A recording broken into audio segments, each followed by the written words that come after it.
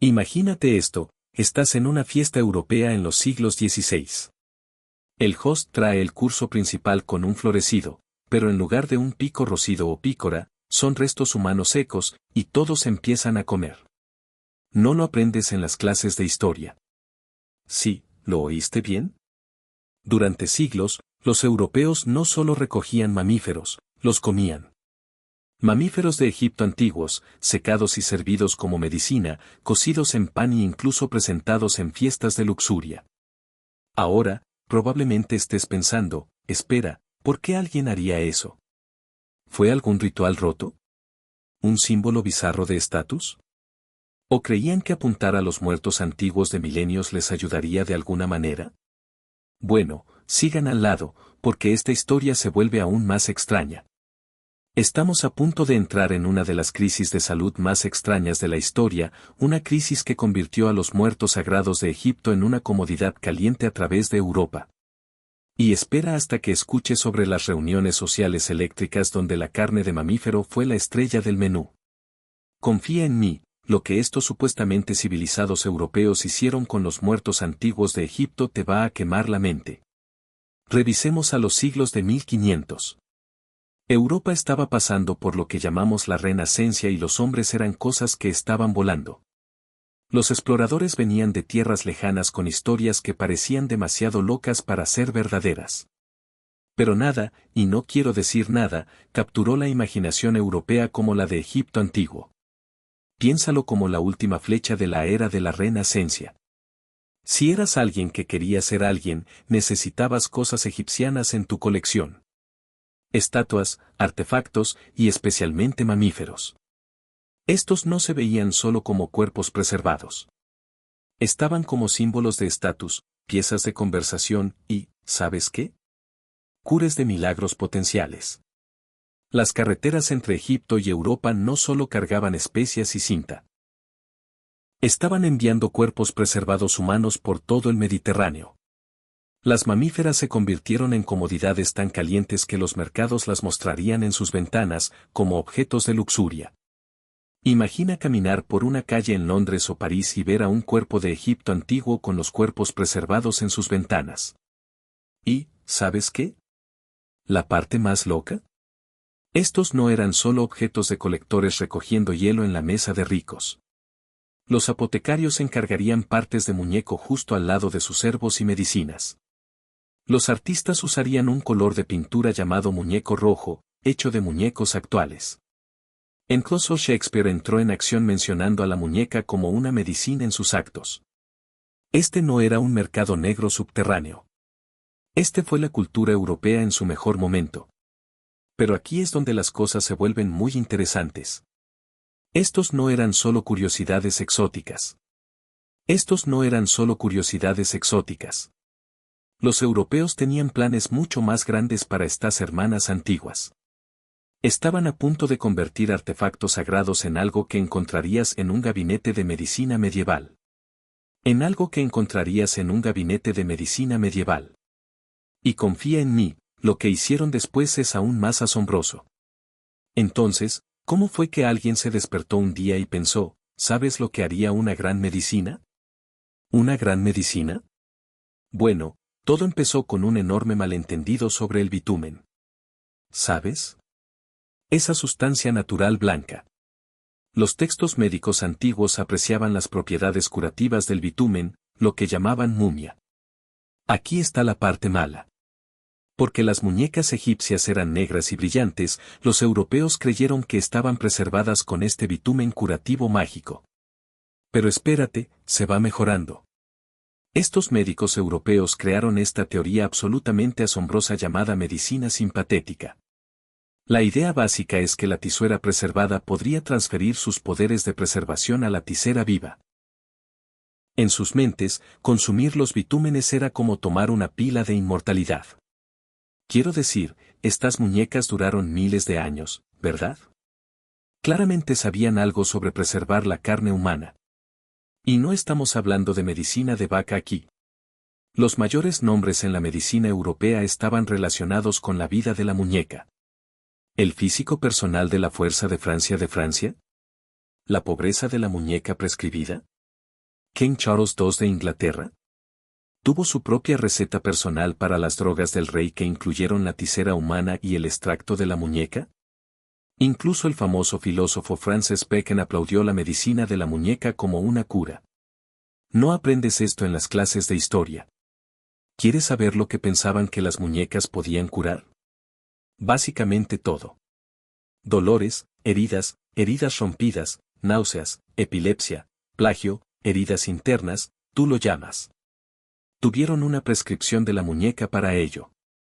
Mezclarían la pobreza de la muñeca en tincturas, la rellenarían de pilas, la disolvían en líquidos e incluso hacían plásticos para poner en las heridas. Algunos médicos prescribían el vino de la muñeca.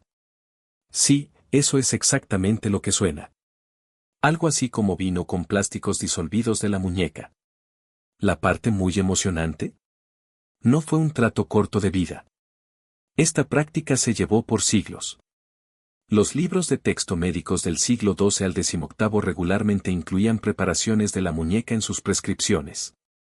Fue tan común que podías ir a casi cualquier farmacia europea y preguntar por la muñeca preparada como preguntar por aspirina hoy. Pero aquí está el truco.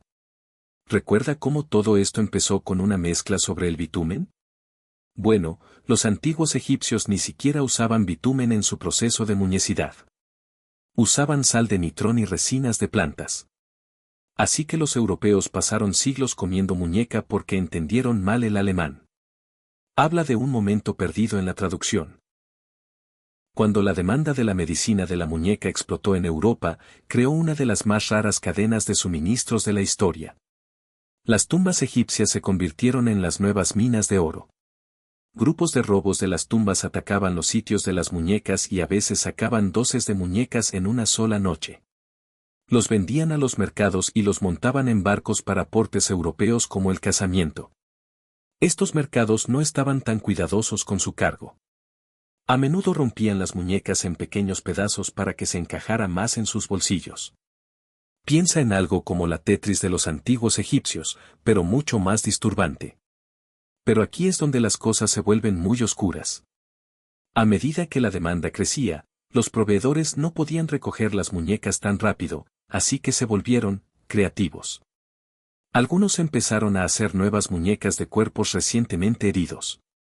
Tomaban cuerpos de hospitales o de terrenos de ejecución, las trataban con bitumen y especias, las tapaban y presto, las muñecas egipcias auténticas, listas para el mercado. No lo aprendes en las clases de historia. El mercado de las muñecas tenía algo para todos. Los ricos podían comprar muñecas enteras para mostrar en sus casas, mientras que los clientes de clase media podían recoger pequeños pedazos o polvos de su farmacia local. Algunos proveedores incluso instalaron estaciones de herramientas de muñecas justo en sus tiendas. Puedes elegir tu muñeca, verla seca y llevarla a casa fresca. Y, como cualquier mercado de luxuria, había diferentes niveles de productos. Las muñecas de la parte superior supuestamente eran de la royalidad alarma. Normalmente no lo eran. Las opciones de la clase media podían ser labeladas como clase de priesta o muñecas nobles. Los compradores de presupuestos podían comprar polvo de muñeca común, que, digamos, probablemente era solo polvo de cuerpo normal con algunas especias exóticas mezcladas. El mercado en general era tan profitable que a lo largo de los siglos XVI, a lo largo de los siglos XVIII, Egipto casi se fue de las muñecas. Hablamos de miles de cuerpos antiguos llevados y enviados para ser comidos por europeos. ¿Te hace preguntar cuántos preciosos tesoros arqueológicos terminaron en el gabinete de medicina de alguien?